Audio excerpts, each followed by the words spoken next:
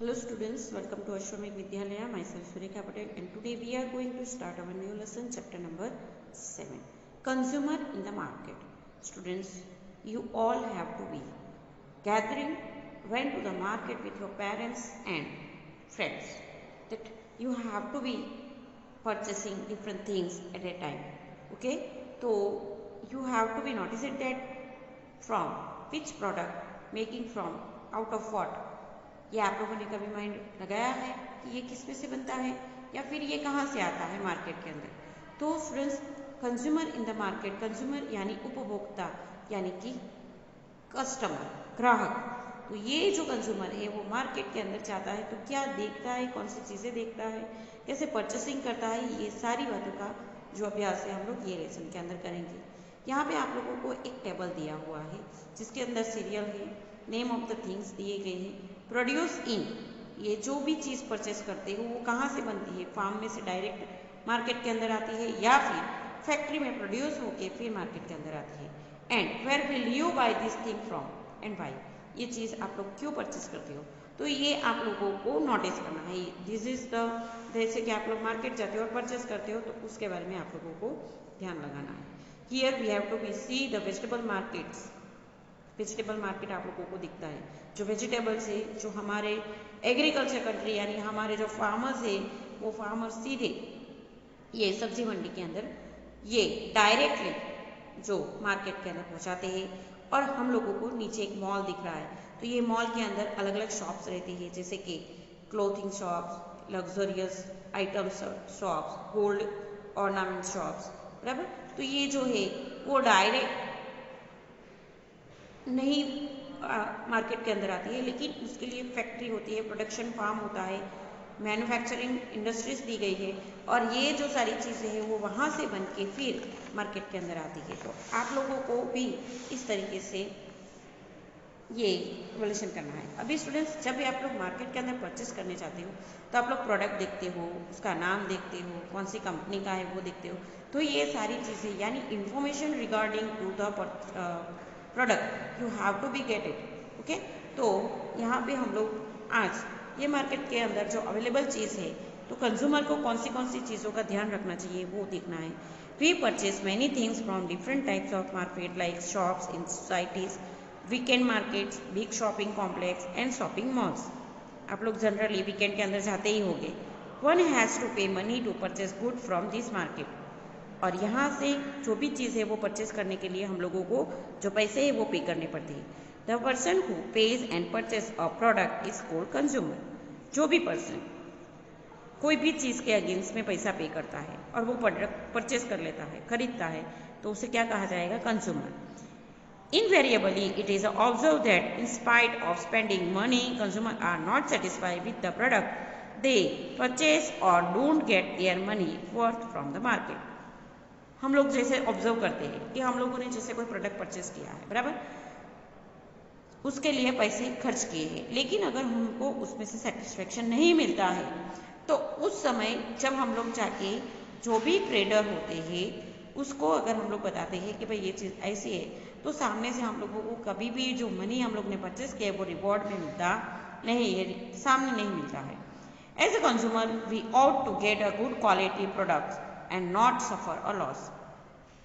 Consumer की अपेक्षा क्या होता है, एक एक्सपेक्टेशन होता है कि हम लोगों को एक तो गुड क्वालिटी का जो भी प्रोडक्ट है वो मिले मार्केट से, and even also we are not suffering a loss, हम लोगों को लॉस ना जाए। For this government has a section particular symbols और marks for the different product tested by them.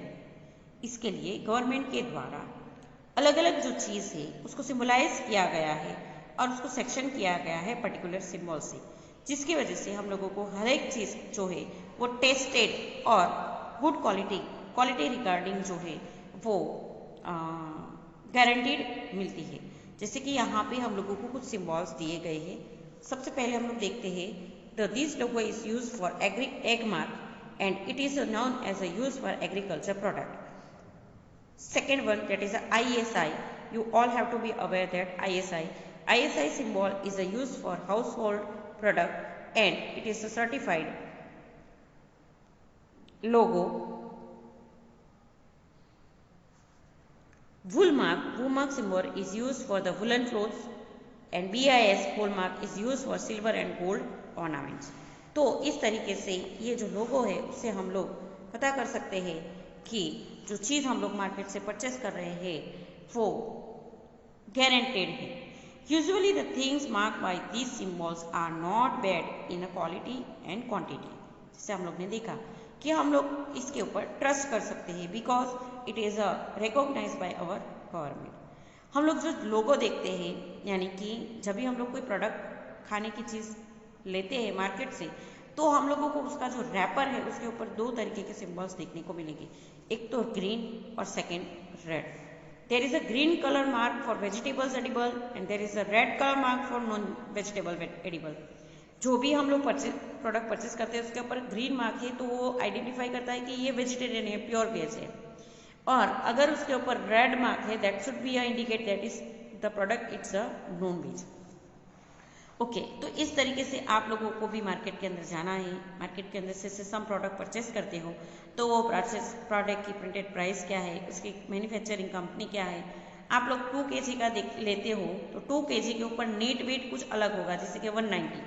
तो ये क्यों है, तो क्यों पैकिंग करने के टाइम जो है उसके ऊपर सम डिजास्टर समटाइम्स रहने की वजह से उसके अंदर जो है डिस्ट्रक्शन होता है यानी कि कमी होती है. तो जिसके वजह से वो नेट वेट दिया होता है, मैन्युफैक्चरिंग डेट दिया होता है, एक्सपायरिंग डेट दिया होता है. अच्छा, सिंबल ऑफ एसएसटी भी दी गई है. देखिए कौन सी कंपनी के द्वारा ये प्रोडक्ट जो है लॉन्च किया गया है तो वो सिंबल है और उसका यूजेस क्या होता है. तो ये सारी चीज़ें आप लोगों को जो है अवेयर करनी है. अभी जैसे हम लोग देखते हैं कि जैसे हम लोगों ने आगे डिस्कस किया कि जो प्रोडक्ट हम लोग परचेस करते हैं तो कभी कभी पैसा मनी स्पेंड करने के बाद भी हम लोगों को उसके अंदर से सेटिस्फेक्शन नहीं मिलता है. तो consumer should be must to need a satisfaction. तो ये सेटिस्फेक्शन जरूरी है. अगर मानो कि हम लोगों को ऐसी प्रोडक्ट मिलती है कि that should be a male nutrition या फिर this is a regarding against to the services then we have to be file a complaint. तो जागो ग्राहक जागो, आप लोगों ने ये वर्ड सुना होगा. गवर्नमेंट के द्वारा एक जो है अभियान चलाया गया है जिसके अंदर जागो ग्राहक जागो कि ऐसी कोई भी प्रोडक्ट है जो मेल न्यूट्रिशन है, हेल्थ के लिए अच्छी नहीं है, इवन जो सर्विस है वो सही से रिगार्डिंग दी नहीं जाती है, तो उसके लिए ये अभियान चलाया गया है. Jago Grahak Jago, what does the word Jago means and what should the consumer be aware of, what are the responsibility as a consumer. तो स्टूडेंट्स, जागो ग्राहक जागो ये जो अभियान जो है हमारे यहाँ चलाया गया है कंज्यूमर अवेयरनेस के लिए एक सर्टिफाइड है कि हम लोगों को जो सेटिस्फेक्शन नहीं मिलता है तो उसके लिए हम लोग जो भी ट्रेडर्स या प्रोड्यूसर्स है ये जो भी कंपनी है उसके अगेंस्ट में हम लोग फाइल कंप्लेन कर सकते हैं. जैसे कि एक example Johnson and Johnson baby का जो पाउडर है जिससे ब्रिटेन के अंदर एक लेडी ने ये पाउडर यूज़ किया था और उसकी जो बच्चे है उसको कैंसर का डिजीज हुआ था तो उन्होंने Jago Johnson and Johnson baby के पाउडर्स के आगे फाइल कंप्लेन की थी because of to it is a harmful for that.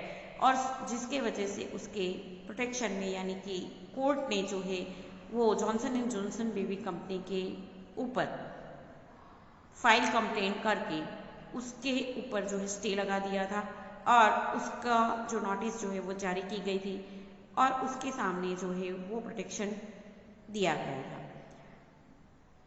जागो ग्राहक जागो के अंदर जो है गवर्नमेंट के द्वारा अलग अलग सेक्शंस दिए गए हैं. जो ये जो प्रोविजंस दी गए हैं उसके मुताबिक कोई भी पर्सन जो है वो ट्रेडर या प्रोड्यूसर के आगे फाइल कंप्लेन कर सकता है. आगे देखेंगे consumers right that should be discuss into the next lecture. Thank you.